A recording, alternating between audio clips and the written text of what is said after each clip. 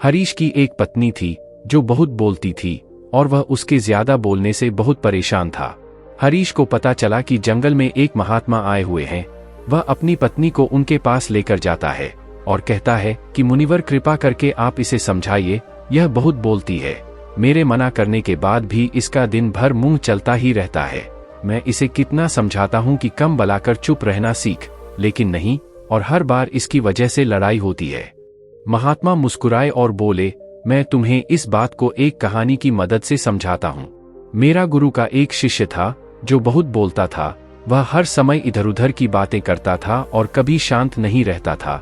जब वह दान लेने के लिए जाता तो हर घर से एक नई कहानी लेकर आता और आश्रम के दूसरे शिष्यों को सुनाता। और एक शिष्य की दूसरे से बुराई करता, चुगली करता और दूसरों के सामने अच्छा बनने का प्रयास करता और खुद के मुंह से ही खुद की तारीफ करता रहता और हमेशा खुद को गुरु के सामने सबसे बुद्धिमान और उत्तम साबित करने का प्रयास करता। वह खुद को सभी शिष्यों से अलग और श्रेष्ठ मानता था। उसका कहना था कि मैं एक अमीर घर का बालक, अगर मैं चाहता तो एक आरामदायक और सुविधाओं से भरा जीवन जी सकता हूँ, लेकिन मैं वह सब छोड़कर यहाँ आ गया क्योंकि मुझे खोज करना, खुद को जानना है, जीवन को जानना है। एक दिन गुरु ने आश्रम के सभी शिष्यों को बुलाकर कहा, आप सभी को अगले 1 महीने के लिए कोई ना कोई संकल्प लेना होगा। इससे आपकी संकल्प शक्ति मजबूत होगी और आप में आत्मशक्ति का संचार होगा। आप सभी अपने सामर्थ्य के अनुसार कोई भी संकल्प ले सकते हैं, और यदि 1 महीने से पूर्व आप में से जिसका भी संकल्प टूट जाएगा तो वह अपनी पुरानी दिनचर्या में वापस आ सकता है। सभी शिष्यों ने अपनी शक्ति के अनुसार संकल्प लिए और गुरु को अपने अपने संकल्प के बारे में बताकर वहां से चले गए। लेकिन वह शिष्य जो खुद को सबसे अलग दिखाना चाहता था, वह सीधे गुरु की कुटिया में पहुंच गया और बोला, मैं कोई छोटा मोटा संकल्प नहीं लेना चाहता, बल्कि खुद की ही जैसे एक और महान संकल्प लेना चाहता हूँ। कृपया आप ही बताएं मुझे क्या संकल्प लेना चाहिए। उसकी यह बात सुनकर गुरु मुस्कुराए और बोले, क्या तुम मेरे द्वारा दिए गए संकल्प को पूरा कर पाओगे? क्या तुम्हारे लिए उसे पूरा करना संभव होगा? शायद नहीं, वह तुम्हारे लिए संभव नहीं, तुम उसे पूरा नहीं कर पाओगे, इसीलिए तुम खुद ही कोई संकल्प ढूंढो। शिष्य ने कहा, नहीं गुरुदेव, आप जो भी संकल्प मुझे देंगे मैं जरूर उसे पूरा करूंगा। गुरु ने कहा, ठीक है, तो तुम अगले 1 महीने तक चुप रहो, मुंह से एक शब्द भी नहीं निकालो, यही है तुम्हारा संकल्प। शिष्य ने कहा, गुरुदेव यह भी कोई संकल्प है? यह तो बहुत ही आसान है, आप कोई और संकल्प दीजिए जो मेरी योग्यता के बराबर हो। गुरु ने कहा, पहले तो तुम इस संकल्प को तो पूरा करके दिखाओ। शिष्य ने गुरु की बात मान ली और वह उसी समय चुप हो गया और पलटकर कुटिया से बाहर चला गया। उसे चुप रहना बहुत आसान लग रहा था। उसने एक दिन तो जैसे तैसे चुप रहकर काट लिया, लेकिन दूसरे दिन से उसके मन में ना बोलने का बोझ बढ़ने लगा और तीसरे दिन उसे भारीपन महसूस होने लगा और चौथे दिन उसके अंदर एक अजीब सी बेचैनी होने लगी, क्योंकि आसपास आश्रम के सभी शिष्य एक दूसरे से बातें कर रहे थे। वह भी अपना पक्ष उनके सामने रखना चाहता था, उनकी बोलती बंद कर देना चाहता था, लेकिन उसका संकल्प उसके आ रहा था, इसीलिए वह पूरे दिन सिर्फ और आंखें बनाता। इसी तरीके से कुछ दिन और बीते और वह शिष्य बीमार पड़ गया। उसका सिर फटा जा रहा और उसका खाने पीने तक का मन नहीं था, वह सिर्फ बोलना चाहता था। वह गुरु के पास गया और उनके सामने बैठकर लिखकर उन्हें बताया, गुरुदेव मैं बोलना चाहता हूँ, बिना बोले मुझे सांस नहीं आ रही है, मेरा दम घुटता जा रहा है, मैं अंदर ही अंदर पागल हुआ जा रहा हूँ, मैं क्या करूँ, संकल्प तोड़ा दूं क्या? यह पढ़कर गुरु मुस्कुराए और बोले, संकल्प बने के लिए नहीं होते, लेकिन जो अपने संकल्प को पूरा कर लेता है वह अपनी आंतरिक शक्ति को बढ़ाता है, और जो अपनी आंतरिक शक्ति को बढ़ा लेता है वह समाज और जागृति की राह पर आगे बढ़ जाता है।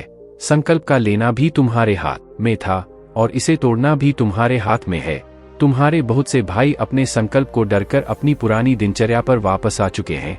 अगर तुमसे नहीं हो पा रहा तो तुम भी संकल्प तोड़कर अपनी पुरानी दिनचर्या पर वापस जा सकते हो। लेकिन याद रहे, अगर आज तुम इस छोटे से संकल्प को नहीं संभाल पा रहे तो तुम अपनी बाकी की पूरी जिंदगी को कैसे संभाल सकोगे? बाकी फैसला पूरी तरह से तुम्हारे हाथों में है। गुरु की यह बात उस शिष्य के दिल में चोट कर गए। वह बिना कुछ बोले वहां से वापस चला गया और खुद को अपनी कुटिया में बंद कर वह केवल अपने जरूरी कामों के लिए ही कुटिया से बाहर निकलता। बाकी सारे समय कुटिया के अंदर ही बैठा रहा। 15 दिन बीत चुके थे और आश्रम के लगभग सभी शिष्यों का संकल्प अब तक टूट चुका था, लेकिन उसका संकल्प अभी भी जारी था। संकल्प लेने के बाद से अब तक उसने एक शब्द भी नहीं बोला। सारा आश्रम हैरान था कि इतना बोलने वाला इंसान चुप कैसे है। 15 दिन बीतने के बाद वह दोबारा अपने गुरु के पास गया और लिखकर बताया है, गुरुदेव, मैं बाहर से तो चुप हूँ, लेकिन मेरे भीतर बहुत सी आवाजें हैं, बहुत सी चीख पुकार और शिकायतें। मैं अंदर ही अंदर बात करता रहता हूँ। मेरा मन तरह तरह के प्रश्न पूछता है। मैं बाहर से जितना मोर, भीतर से उतने ही शोर शराबे से भरा। क्या इस तरह से मेरा संकल्प अभी भी है? गुरु ने कहा, हाँ, तुम्हारा संकल्प अभी भी जारी है, लेकिन जब तक लोगों की यह आवाजें तुम्हारे कानों में उतरी रही, तुम्हारा मन बोलता रहेगा, क्योंकि इसकी तुम्हें आदत है। तुम भले ही बाहर से चुप रहो, लेकिन तुम अंदर ही अंदर बोलते रहोगे। तुम्हें इन बातों से, इन आवाजों से दूर जाना चाहिए। शिष्य गुरु को प्रणाम कर वहां से चला जाता है और सुबह होते ही अपनी कुटिया छोड़ जंगल की तरफ चला जाता है। कई दिन बीत जाते, संकल्प का समय भी पूरा हो जाता है, लेकिन शिष्य लौटकर नहीं आया। आश्रम में सभी को डर था कि कहीं जंगली जानवर ने उसे खाना लिया हो। इस बीच उसे ढूंढने की बहुत कोशिश की गई, लेकिन वह कहीं नहीं मिला। गुरु भाइयों ने मान लिया था कि जंगली जानवरों ने उसे अपना शिकार बना लिया है, लेकिन गुरु को ऐसा नहीं लगता। एक दिन आश्रम का एक अन्य शिष्य गुरु के पास आया और बोला, गुरुदेव, हमारे उस अधिक बोलने वाले भाई के साथ क्या हुआ होगा? क्या जानवर ने उसे मार दिया होगा? गुरु ने कहा, हो सकता है कि जानवरों ने उसे अपना शिकार बना लिया हो, लेकिन उसके ना लौटने की एक दूसरी वजह भी हो सकती है। शायद उसे वह मिल गया है जिसके लिए वह गया था। फिर शिष्य ने पूछा, गुरुदेव, क्या ज्यादा बोलना इतना हानिकारक होता है? गुरु ने बोला, कहा, इंसान के जीवन के बहुत सारे दुखों में से एक दुख यह भी है कि वह कभी चुप नहीं रह सकता, हमेशा कुछ ना कुछ बोलता ही रहता है। सिर्फ हमारे बोलने के कारण हमारे आधे से ज्यादा दुख पैदा होते हैं। हम में से कोई भी चुप नहीं रहना चाहता। हम बस सामने वाले को सुना देना चाहते हैं। जो भी हमारे मन में है सब निकालकर उसके मन में बैठा देना चाहते हैं। उसे समझा देना चाहते हैं कि देख, तू गलत है और मैं सही। इस तरीके से सुनने और सुनाने का यह काम जिंदगी भर चलता रहता है, लेकिन इस नासमझी में हम अपना समय, अपना जीवन, अपनी समझ और सबसे महत्वपूर्ण अवकीमती पल जो जिए जा सकते हैं, जिनको अनुभव किया जा सकता है, जिनमें आनंद को प्राप्त किया जा सकता है, यह सब खो देते हैं। लेकिन इसके बदले हमें मिलता क्या है? कुछ नहीं, सब व्यर्थ और बर्बाद हो जाता है। शिष्य ने पूछा, तो फिर इसका समाधान क्या है? गुरु ने कहा, पूरी जागरूकता के साथ अपने विचारों को देखना, यही एकमात्र तरीका है।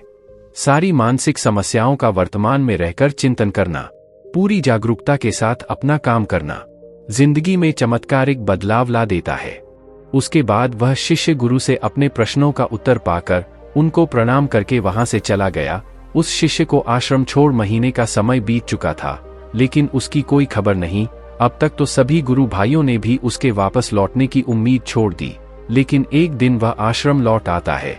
लेकिन अब वह नहीं था जो यहाँ से गया था, वह कुछ और ही बनकर वापस आया था।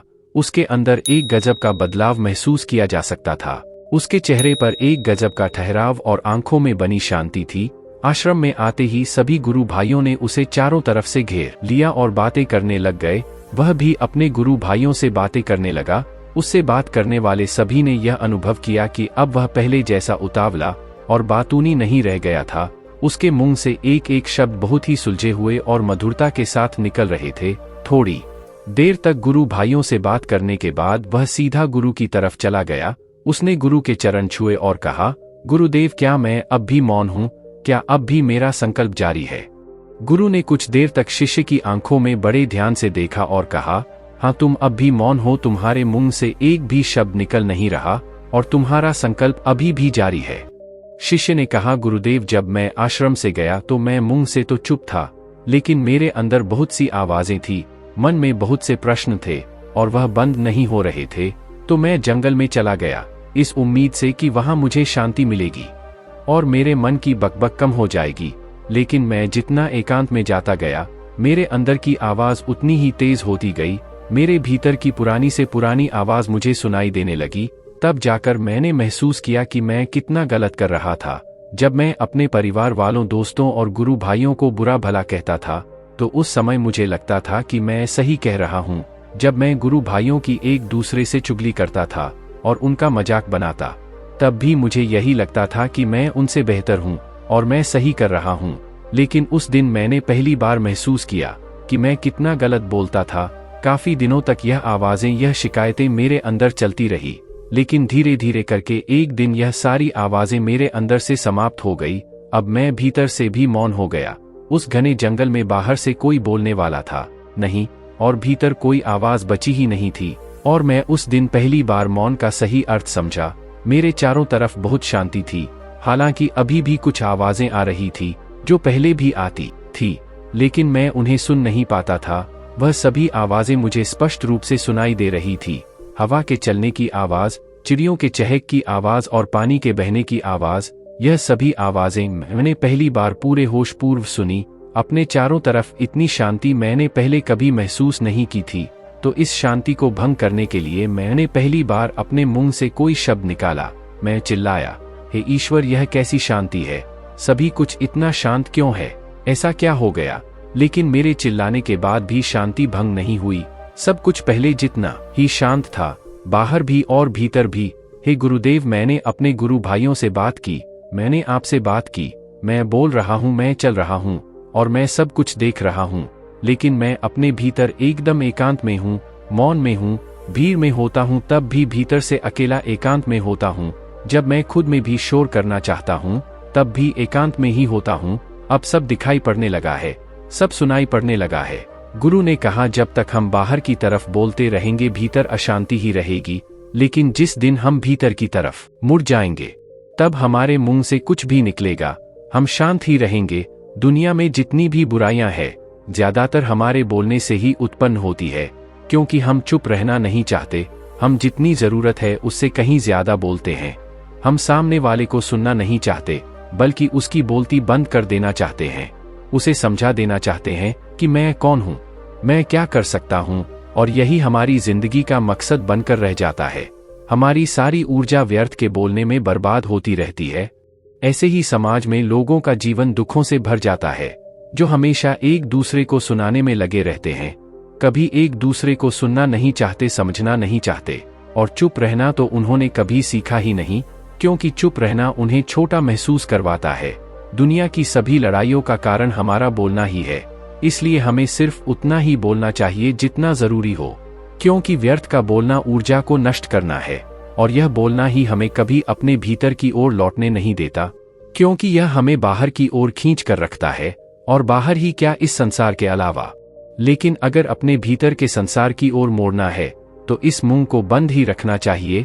इसीलिए जितने भी बुद्ध हुए, आत्मज्ञानी हुए, वह सभी एकांत की ओर भागे, ताकि उन्हें ज्यादा ना बोलना पड़े, ज्यादा सुनना ना पड़े। वह एकांत में रहे और शांत रहे, इसीलिए आसानी से भीतर की यात्रा कर पाए। लेकिन अगर कोई चाहे तो इस संसार में रहकर भी एकांत में रह सकता है, शांत रह सकता है, लेकिन इसके लिए उन्हें अपनी ऊर्जा बचानी होगी, जिसे वह अब तक अपने व्यर्थ के शब्दों में बर्बाद कर रहे थे। दोस्तों, इस कहानी की सीख यही है कि व्यर्थ का बोलना ऊर्जा को नष्ट करना है। ज्यादा और व्यर्थ बोलना ही हमें अपने भीतर की ओर लौटने नहीं देता, क्योंकि यह हमें बाहर की ओर झुकाए रखता है। और जिन्हें भीतर की यात्रा करनी है, उन्हें अपने मुंह को बंद ही रखना चाहिए। मुझे उम्मीद है कि आपको यह कहानी पसंद आई होगी और काफी कुछ सीखने को मिला होगा। कहानी के बारे में अपने विचार आप हमें नीचे कमेंट बॉक्स में कमेंट करके बता सकते हैं। बाकी अगर यह कहानी आपको अच्छी लगी हो तो इस वीडियो को लाइक करें, और ऐसी और कहानी सुनने के लिए अभी विद इंस्पायर चैनल को सब्सक्राइब कर ले। तो मिलते हैं दूसरी वीडियो में।